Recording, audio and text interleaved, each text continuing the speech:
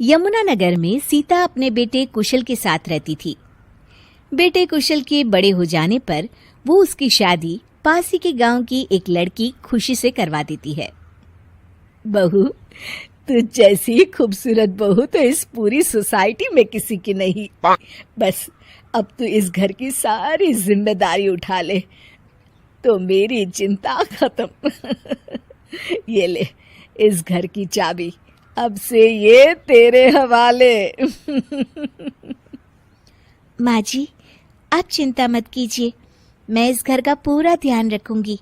देखिएगा, आपको शिकायत करने का भी कोई मौका नहीं मिलेगा।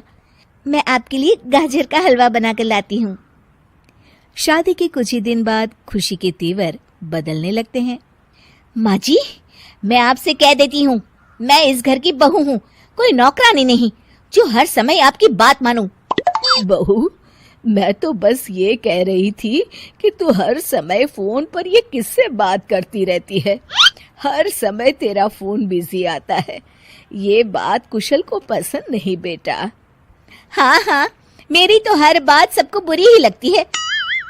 अब शादी को कई महीने बीत चुके हैं, मगर खुशी कभी भी खुश नहीं रह पाती और वो अपने पति और सास से भी हमेशा झगड़ती रहती है।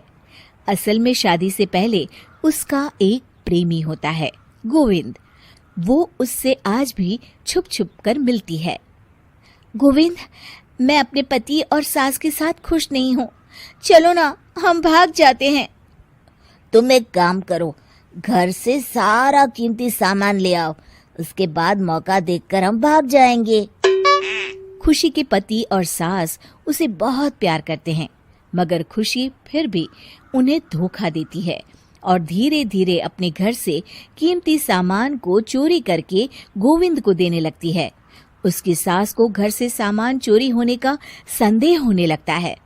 बेटा, समझ नहीं आ रहा, ये घर से धीरे धीरे सामान कैसे गायब हो रहा है। कौन सा सामान माँ?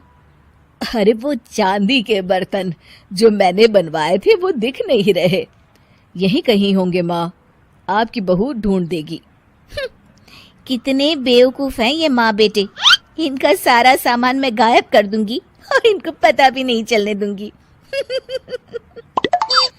और इस तरह से धीरे धीरे खुशी घर का सारा कीमती सामान चोरी करके गोविंद के पास रखवा देती है और कुछ महीनों बाद उनके पास बहुत कीमती सामान इकट्ठा हो जाता है और दोनों भागने की योजना बनाते हैं। खुशी, आज रात को आधी रात होते ही तुम अपने घर से भाग कर आ जाना। मैं गांव के पुराने बस स्टैंड पर तुम्हारा इंतजार करूंगा। ठीक है। खुशी अपने कपड़े और गहनों की पोटली बांधकर पुराने बस अड्डे पर पहुंच जाती है और देखती है कि वहां तो कोई भी नहीं है।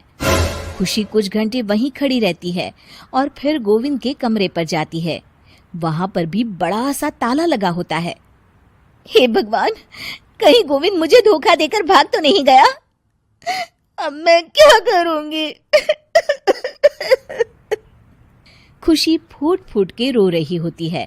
तभी पीछे से उसका पति सारे गहनों की पोटली लेकर आ जाता है। आप यहाँ? हाँ, मैंने गोविंद को गांव छोड़ने से पहले पकड़ लिया था और ये सारे गहने भी उससे ले लिए। आपको सब पता था कि मैं आपको और माँ जी को धोखा दे रही थी?